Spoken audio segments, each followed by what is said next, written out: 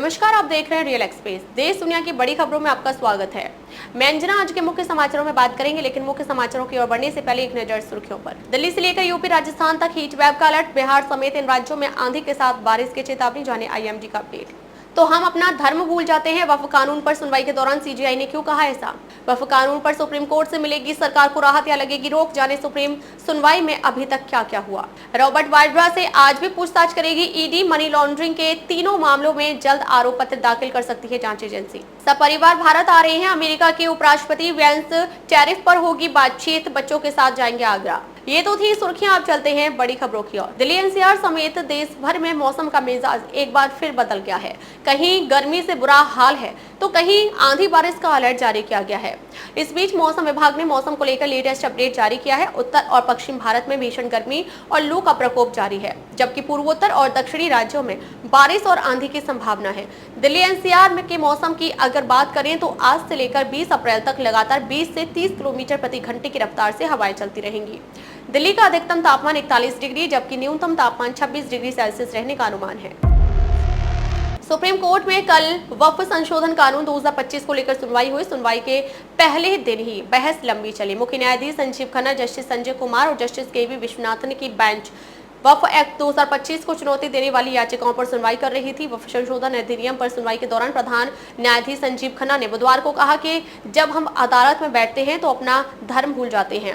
Supreme court ने वक्फ board में गैर मुस्लिमों को शामिल करने के समर्थन में केंद्र की तरफ से प्रस्तुत किए गए एक उदाहरण और इस तर्क पर कड़ी टिप्पणी की कि इस तर्क के अनुसार हिंदू न्यायाधीशों की पीठ को वक्फ से संबंधित याचिकाओं की सुनवाई नहीं करनी चाहिए।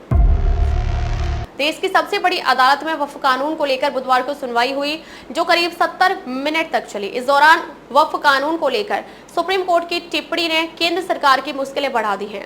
सुप्रीम कोर्ट ने सुनवाई के दौरान वक्फ कानून के खिलाफ याचिका दायर करने वाले याचिकाकर्ताओं ने अपनी दलीलें रखी, वहीं केंद्र सरकार ने भी कानून के बचाव में अपना पक्ष रखा। इस दौरान सर्वोच्च न्यायालय ने वक्फ कानून को लेकर केंद्र सरकार से तीखे सवाल भी किए। आज भी इस मामले पर सुनवाई होने वाली है, फिर तस्वीर साफ हो जाएगी। रॉबर्ट वाड्रा के विरुद्ध मनी लॉन्ड्रिंग के 3 अलग अलग मामलों में ईडी जल्द ही आरोप पत्र दाखिल कर सकती है, जिनकी जांच एजेंसी वर्षों से जांच कर रही है। सूत्रों ने बुधवार को बताया कि आरोप पत्र दाखिल करने के बाद ईडी संबंधित अदालतों से इन पर संज्ञान लेने और मुकदमा शुरू करने का अनुरोध करेगी। इन आरोप पत्रों में ईडी कुछ कंपनियों एवं व्यक्तियों को आरोपित एवं गवाहों के रूप में नामित कर सकती है। गुरुग्राम के शिकोपुर में भूखंड सौदे में कथित वित्तीय अनियमितताओं से जुड़े मामलों में ईडी ने बुधवार को वाड्रा से दूसरे दिन पूछताछ की है। 2 अन्य मामलों में भी वह पूर्व में उनसे पूछताछ कर चुकी है।